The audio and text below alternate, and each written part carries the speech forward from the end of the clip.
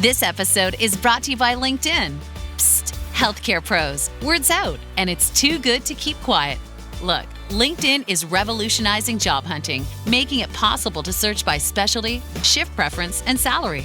Endless scrolling is out. Whether it's a mental health therapist or dental hygienist, finding the perfect role is faster and easier than ever. Head to linkedin.com/healthcare and start your search today. In golf, precision is everything, on and off the course. PGA of America chose advanced 5G solutions from T-Mobile for Business for smooth operations and seamless transactions. Together, we enhance ticketing and concessions for better fan experiences from gate to green. This is pro-level efficiency. This is PGA of America with T-Mobile for Business. Take your business further at T-Mobile.com/now.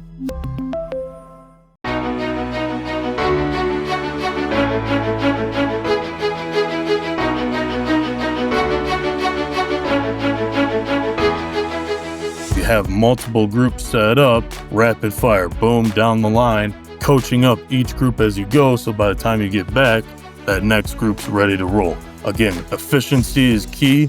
I like to rotate drills every 5 minutes. You can get a lot of good reps, focused reps within 5 minutes that then allow you to move on to the next one.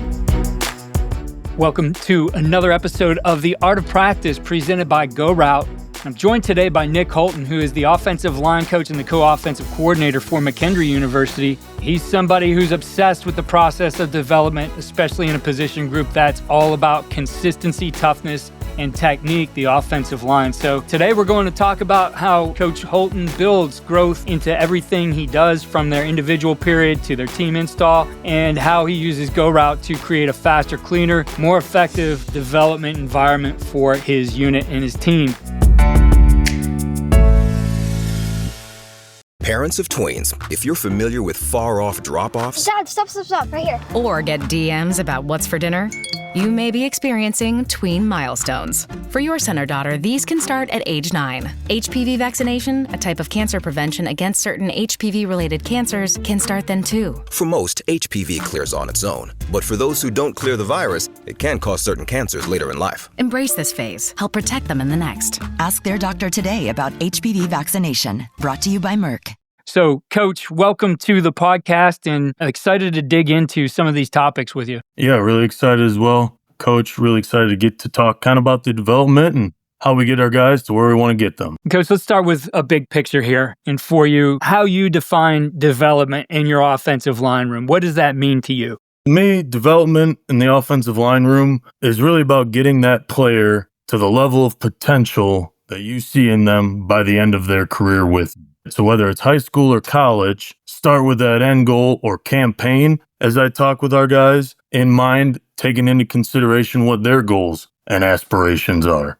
And then where do you want that player to look like? He's an all-conference player going to college, playing at the college level, or he's going off, going to be a businessman, but he's played a 4-year career for you at the college level. So from there, what is that? We then break it down into 3 pathways, I believe, of an athletic, academic, and a social kind of realm. This allows for us to now develop the holistic athlete, the total athlete. So now from there, we can set those goals or milestones within those pathways of each year. They have to hit a specific athletic milestone. They have to be benching so much, squatting this much. Academically, their GPA needs to be at this level by the end of their career. What classes, what grades each year do we need to hit, as well as social. You want to build leaders, become better men. What are they getting involved in outside of football? Okay. That allows the players to not only check off those milestones. Hey, there's a goal. Check that off. Moving on to the next. So you can then adapt your process to each player specifically in that individual. You're going to have incoming freshmen that may not ever touch the field, but you can still have a process and an end goal of what they should look like by the end of their career. Okay. Kind of going into from as a freshman to being game ready, really, to me, it kind of varies on what your expectations are for that player and how quickly do you need them to play for you or be game ready. The sooner you need a player to be ready, that means to me, the more focus should be on the technique, fundamentals, or the mental side of the game, because now you probably believe they already have those physical traits to play earlier than later. Vice versa, if you're not expecting them to play until later in their career and be a contributor, well, now you can focus on that technique, fundamental, all those things as they progress, learning the mental side of the game. That progression, I think a big challenge, but it's important to their growth, is helping them see where they're at. Because that freshman, a lot of times, you'll get those guys who come in, they think they're game ready. And they want to be game ready, but you have to get them to understand, like, hey, we've got a process here, and we certainly want to accelerate that as much as possible. How do you set that straight for them to make sure that you guys are, talking the same talk and you're on the same path and seeing this is the development plan for you? I think it goes into kind of prioritizing what are the main habits and traits that you're trying to build in those players. So for me, the prioritization should be really communication first, then building good film habits, then focusing on their footwork, then mental reps. So now we want to be able to be speaking the same language. We're all talking the same verbiage so that now they can understand those coaching points that you're giving out onto the field or in the meeting room, as well as you don't get enough time with the guys. So now are you building good film habits so they can watch film constructively and actually get something out of it?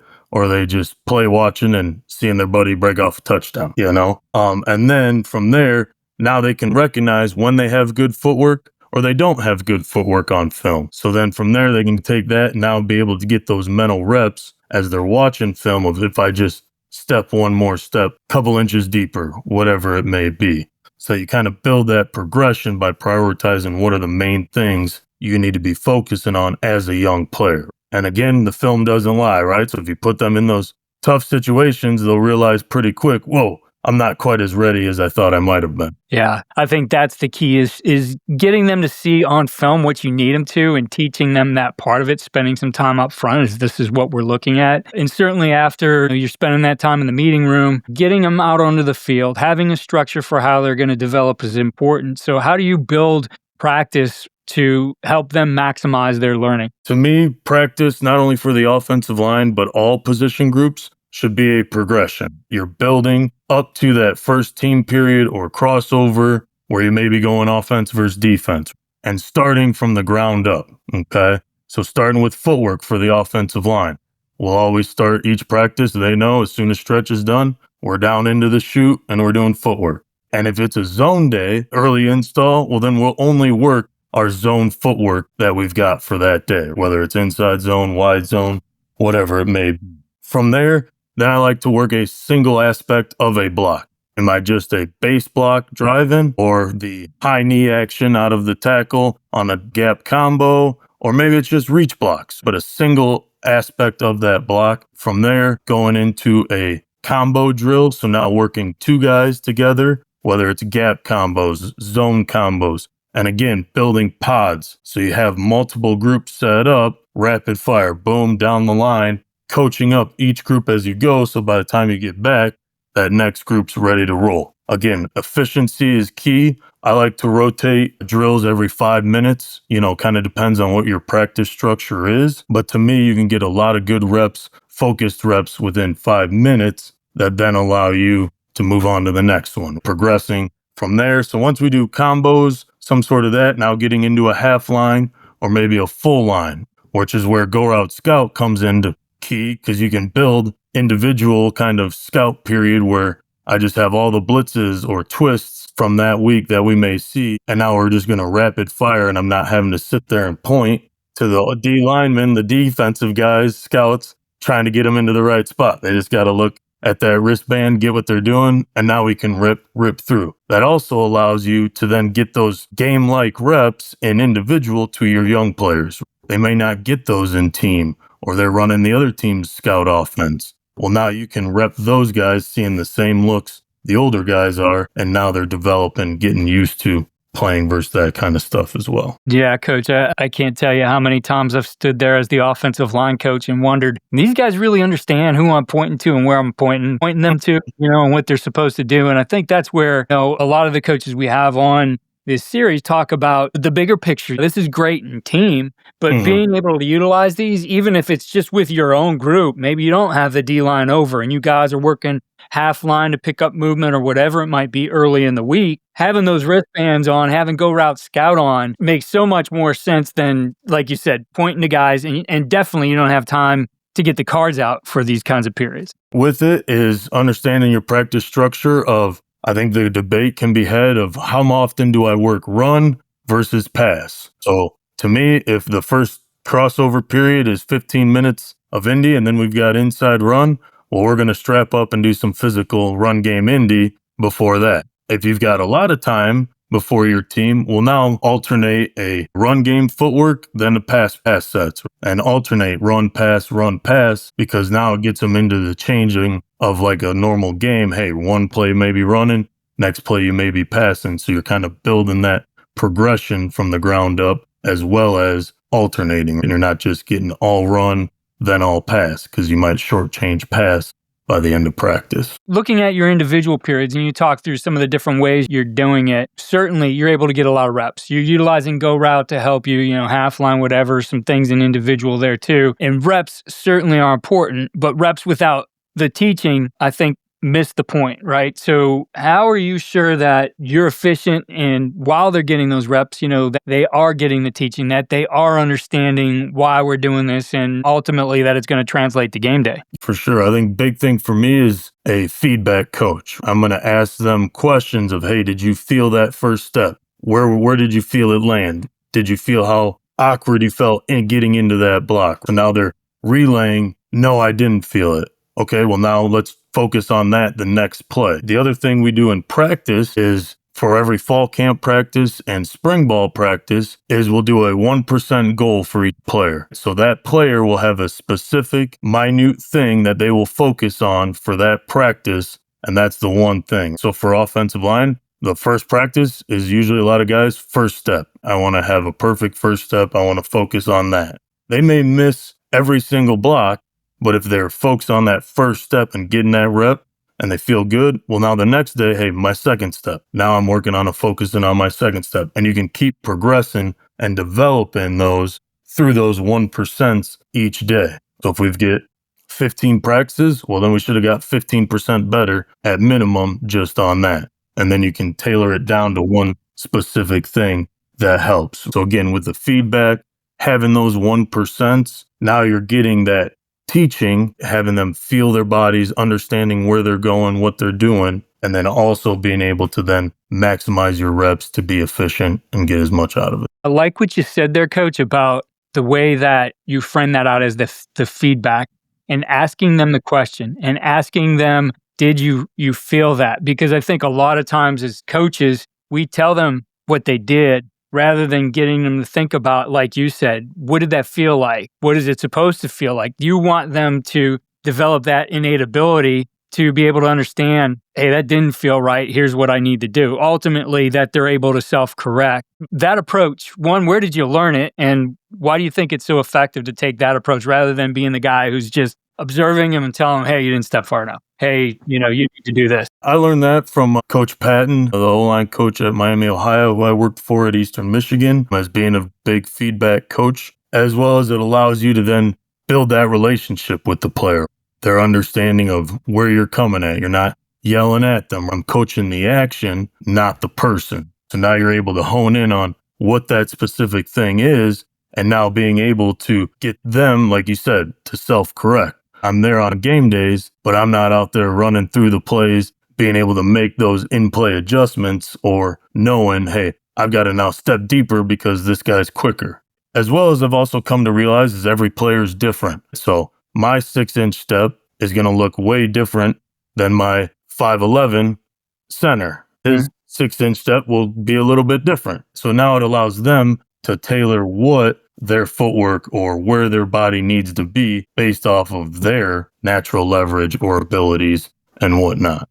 And then through off-season training, you can then get them back into the flexibility you need or strength and all. Yeah, I want to get into that off-season training in a little bit here. But taking a look at, and I mentioned it here, the carryover, making sure, when you look at and you're evaluating as a coach, here's what I put together to them: your efficiency and the time you spent during the week, and whether a drill or technique is carrying over on the work maybe you need to do moving forward. What kind of things go into that thought process for you? I think that's a big part of it, of what you're doing in individual better be showing up on game day or in those live reps.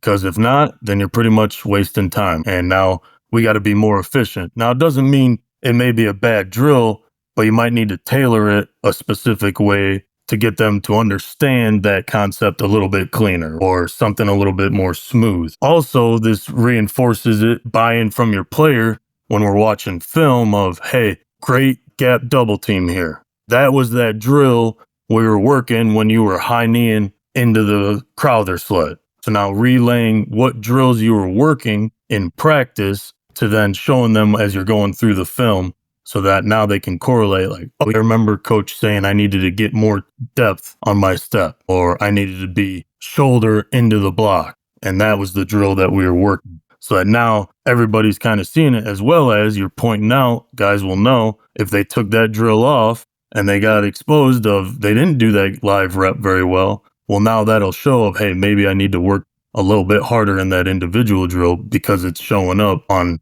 this rep in film.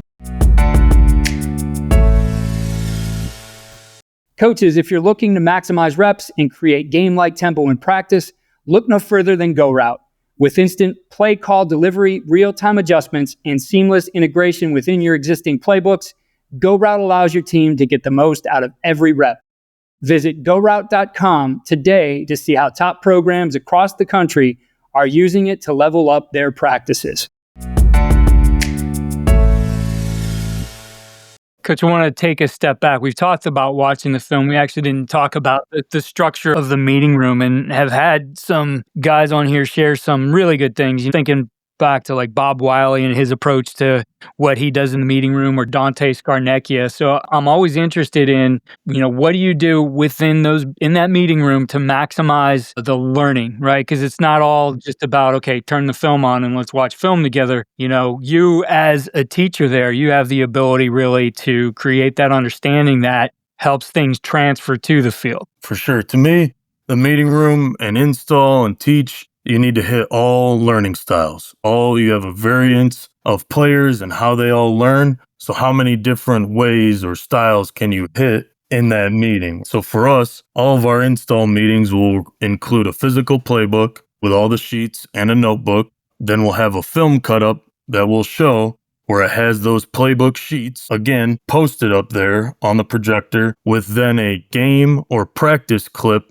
of that play. So as we get to that playbook sheet, now they can be looking down while I'm on the board or watching me on the board, walk through, talk through, draw up the play, all the aiming points, drawing diagrams. I've become a really good t-shirt drawer on the board because now you got to find those aiming points, all that stuff. So again, finding those different mediums and styles and hitting on those throughout the meeting. And then I think really big is showing them those practice clips or game clip of what a well-ran, executed play looks like, so that now they can reinforce it in their mind of what the steps that guy took or how that looked. You can also record these, especially maybe in the off season, of recording these meetings so that now the players can go back and listen to them. I've heard of guys creating, private YouTube channels that they upload all their installs to. You can upload with sound on Huddle and all of that. I also like to take, 10 minutes at some point, either at the end of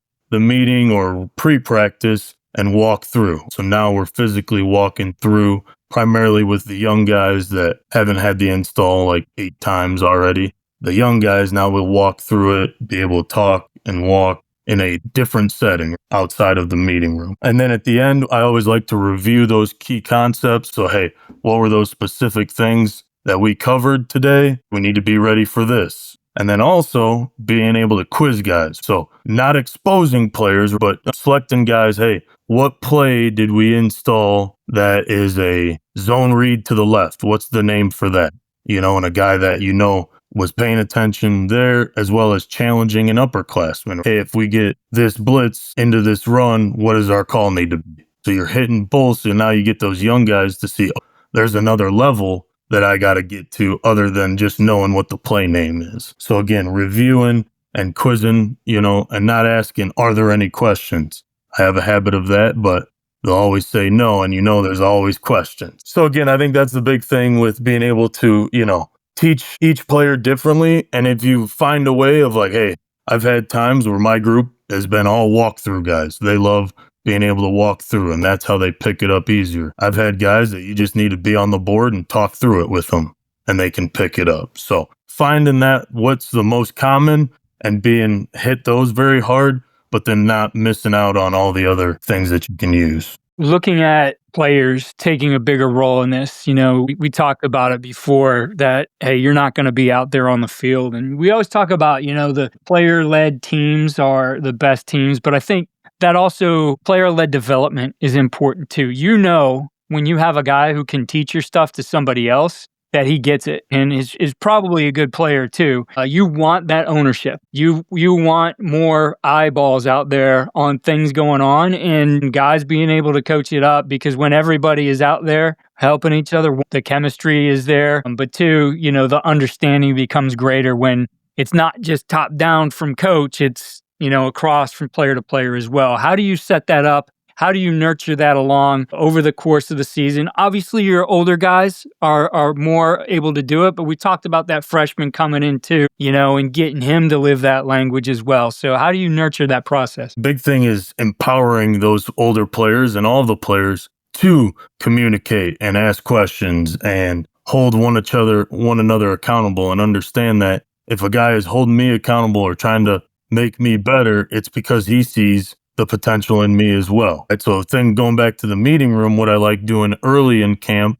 especially and throughout, is partner up an older player with an incoming guy or a young player. And then now they get about 10 to 15 minutes to ask questions over what we just installed. Or maybe the older player goes through it and installs it. Now you're getting them to teach. The best way to learn is to teach it. So I'm forcing those older players to teach the younger guys or answer questions. And then we'll have the younger players come up and they have to draw the play. So I'll quiz them. You've got to draw this versus that. If they get it right, then the older player will get a point. So now the older players take pride in getting their younger guy to get those playbooks or learn the playbooks so that now they can earn points. So it kind of creates buy-in there, especially and then in the off season, kind of like you talked about with player-led development and being able to have them coach guys, is now giving them drill work and basically an outline of here's the things that you need to hit each day, different drills for the whole week, and then providing video that is up on Huddle or one of your video systems that then they can go back and reference,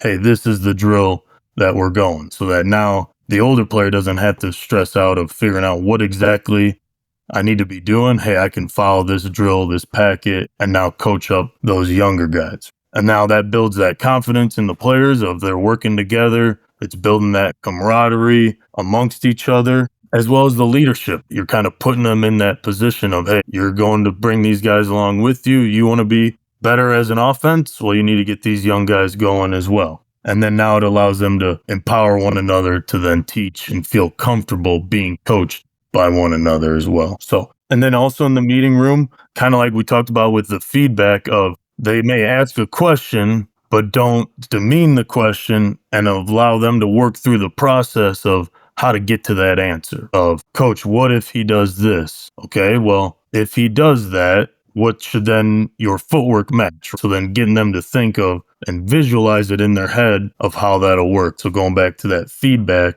of being able to then allow them to process through, get to that answer. And now it allows them. And the other big thing is to allow the older guys to ask the questions that they know the young guys have, but they're too scared to ask. As the young guy, you're like, I don't want to ask a dumb question. You don't know what you don't know yet, so you think everything might be a dumb question. So maybe talking to a couple of your older guys, hey, ask about this when we cover inside zone or whatnot. I think, you mentioned a little bit here too of the off season and how these guys can continue to coach each other. Remember having Matt Jones on, and Matt Jones of Lineman Lunch, and now Matt's in in the NFL coaching, but would always talk about that when we had him on, is the things he's doing to make sure these guys are constantly thinking about ball. Like, you can't stop because it's the off season, not if you're going to get better. Right? So how does that development continue for you guys through those player-led development efforts? Through the player-led development wise is, again, kind of like you were talking about, of giving them also auxiliary lifts. So your strength coach, you'll have a specific lifting program that those guys got to find.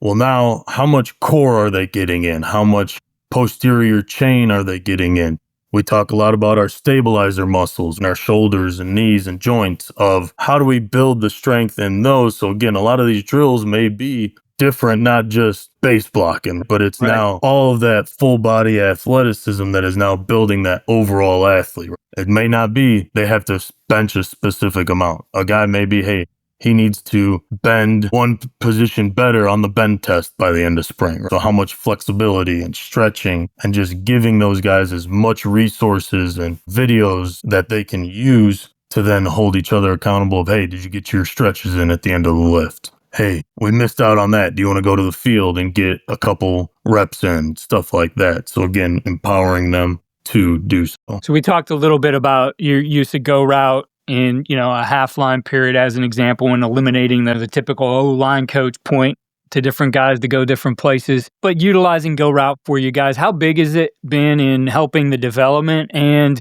just running an efficient practice? I think it's been huge. I've coached at a bunch of different levels, and it allows me to be both my assistant, a quote-unquote GA, as well as the O-line coach. Whereas if I've got to get that scout team in while I'm sitting there holding a card, telling them what to do, missing out on the opportunity to coach up what they just repped. Whereas now with GoRout Scout, you can send that in, run up to the line, get those quick coaching points of what just occurred, boom, pop right back. So now you're getting that feedback coaching during the practice and not having to wait till in the film room, right? And, hey, we could have done this. So now you can get it corrected sooner rather than banking on, hey, them remembering it going into the next practice. So again, you can build that with that GoRout Scout. It allows you to be in two places at once in all reality, with being able to send that in, but then also coach those guys up. So it goes back to teaching versus repping. How much are we getting coached versus are we just repping it to rep it? I think needs to be focus and efficiency on being able to get both accomplished. Yeah, definitely something that GoRout allows for you to do much better. So to wrap up, Coach, what piece of advice would you have for an offensive line coach, or really any coach who's looking to grow and develop their players better and faster? I think the big thing is to evaluate the group as a whole. Where do you see that offensive line being, and where do they got to get to, as well as each individual? And then having those milestones or missions to hit for that player at a specific period of the year. It may be year to year, it may be every 6 months, but having those milestones or markers to then create that process of, here's the next thing that I got to then, not just, hey, we want to get bigger, faster, stronger. Well, let's make those goals and milestones measurable and smart. You're not going to add 100 pounds in 6 months. Let's be strategic on how we doing that. Having that end goal in mind, but then breaking it down to each kind of specific thing and those processes that you have to get those guys to where you ultimately want to be. Coach, a lot of great insight here shared on our podcast series presented by GoRout. We appreciate you taking the time and just want to wish you and the Bearcats the best of luck here in 2025. Thank you very much for having me. Thank you again for listening to The Art of Practice, presented by GoRout on the Coaching Coordinator Network. Remember to have a plan, but stay flexible. Create a structure that supports your teaching and use tools like GoRout to take the busy work out of it. Be sure to check the link in the show notes for a special offer from GoRout. Remember to follow all we're doing at coachandcoordinator.com and follow us on X at Coach K Grabowski.